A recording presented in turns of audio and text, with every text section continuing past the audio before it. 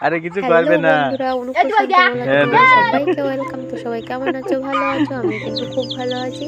তো বন্ধুরা, ফার্স্টেই বলে রাখি, আজকে কিন্তু দেখার অনেক কিছুই আছে, না দেখলে কিন্তু সত্যি সত্যি খুব মিস করবে। আর সব থেকে মজার কথা হলো, দেখতেই পাচ্ছ আমার ছানাপোনাদের হ্যাঁ, নিয়ে আমি ওগুলো কি তো কাজটাই একসাথে করছি। দিতে পারে নষ্ট আর করে। কি বলতো, আমার মিঠু সোনার কাণ্ডটা আজকে তোমাদের দেখাও। তো চলো, আজকে দেখো আমার ছোট ছোট কিছু ছানাপোনা উঠেছে, তাদেরকে এই দেখো আলাদা করে রেখে দিয়েছি। আর যেহেতু এখন খুবই ঠান্ডা, সেই জন্য ওদেরকে একটু রোদি বার করে দিলাম। এই যে দেখো, বাচ্চাগুলো রৌদ্রে দেওয়ার পর সবাই একটু এদিক ওদিক করে খেলা করে বেড়াচ্ছে। আর দেখো, আমি এদিকে কিন্তু রান্নাও শুরু করে দিয়েছি, ওদিকে কাজও করছি।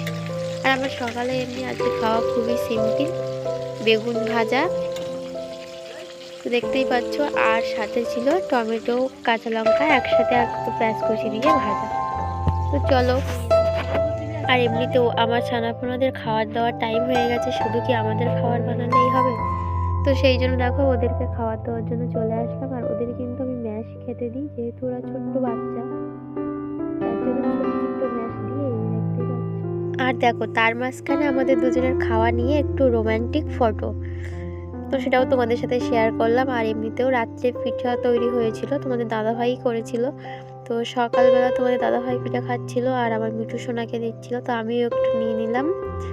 কারণ পিঠাটা গরম গরম খেতে যতটা না ভালো লাগে, তার থেকে যেন বেশি আমার ভালো লাগে সকালে খেতে। তো দেখো, তোমার দাদাভাই যখনই কিছু খাবে, তখনই ওর দুজনকে না দিয়ে খায় না। ওর খুব মানে সে দুজন ওর খুব নিয়ারেস্ট বন্ধু, এক আমার এই ছানাপোনা আর এক মিঠু, এদেরকে না দিয়ে ও কোনো কিছুই খাবে না। তো দেখতেই পাচ্ছ, খেতে খেতে কিন্তু ওদেরকেও দিচ্ছে। আর দেখতে পাচ্ছ সকালে রৌদ্রে ছেড়েছে তো, আর যার জন্য ছানাপোনাগুলো একদম বেশ রৌদ্রে তরতাজা হয়ে গেছে। আর এরা কিন্তু সারাদিনটা এর ভিতরেই থাকে। আর কিছু ছোট্ট ছানা ছিল, সেগুলো তো বাইরেই বার করে দিয়েছি, তোমরা আগেও দেখেছো। তো ঘরে আর ছানাদের জন্য আমি খাবার নিয়ে গেছিলাম, তাদেরকেও খেতে দিয়ে দিলাম। আর তারপরে তুলবো এবারে ডিম। তো চলো, তোমাদেরকেও দেখাবো কটা ডিম পেড়েছে। এই যে দেখো।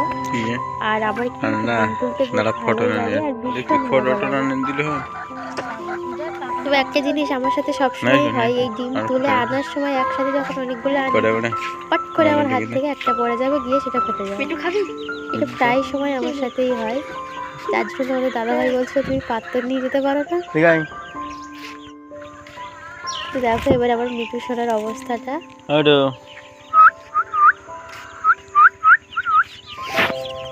তো দেখো, আমার কিন্তু ছানাদের খাওয়া জল সবটাই দেওয়া কমপ্লিট। এবারে যাব সেই রান্না করতে। বেগুন ভাজা মনে হয় আপনি আপনি হয়েই গেছে, এবার গিয়ে টমেটোটা ভাজবো। দেখো, ফাইনালি টমেটো, কাঁচা লঙ্কা আর পেঁয়াজ একসাথে একটু ভেজে নিচ্ছি, কারণ এই কাঁচা মানে টমেটো এটা টকটক লাগে, বেশ খেতেও ভালো লাগে। আর সকালে যাহাই একটু কিছু করে খেয়ে নিলেই হলো, তো তার জন্যই দেখো আমি খেয়ে নিচ্ছি। আর এবারে কিন্তু ভাত খেতে বসবো, আর খিদেও পেয়ে গেছে, টাইমও হয়ে গেছে। আর এই দেখো আমার ফাইনালি কালার মারাতে গেছে রে। কেমন লাগছে বলো। আর দেখো, আমার মিঠু সোনা খাওয়ার জন্য কিন্তু সকাল সকাল ঘরের ভিতরে চলে এসেছে, ও শুধু অপেক্ষায় আছে কখন দেবে কখন দেবে। মাথায় ঝুড়িটা দেখেছো বন্ধুরা?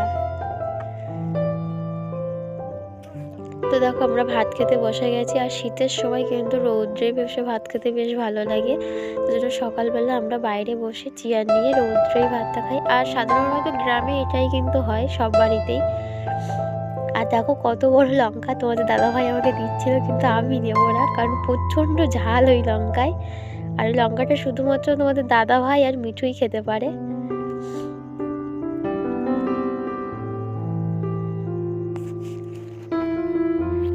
তো দেখো, এবার আমার মিঠু সোনাকেই খেতে দেবে। মিঠু কি বলতো, আমার কাছে তেমন খায় না, কিন্তু তোমাদের দাদা ভাইয়ের কাছে ও বেশিরভাগ থাকে, আর ওর কাছেই খেতে বেশি ভালোবাসে। আর দেখো, তোমাদের দাদা ভাইয়ের লাস্টের অবস্থাটা দেখো, মানে ভাত খাওয়ার শেষের পথে এক মুঠো ভাত রেখে দিয়েছে, সেটা তোমার ছানাপোনাদের জন্য। আর ওদের অবস্থাটা দেখো। আর এই যে দেখো, আমার মিঠু সোনা, ওকে খেতে দিয়েছিল ওখানে, কিন্তু ও খায়নি। তো আমি আমার ঘরে বারবার করছি, ওর জন্য আমি একটু বেগুন দিয়ে দিলাম ওকে।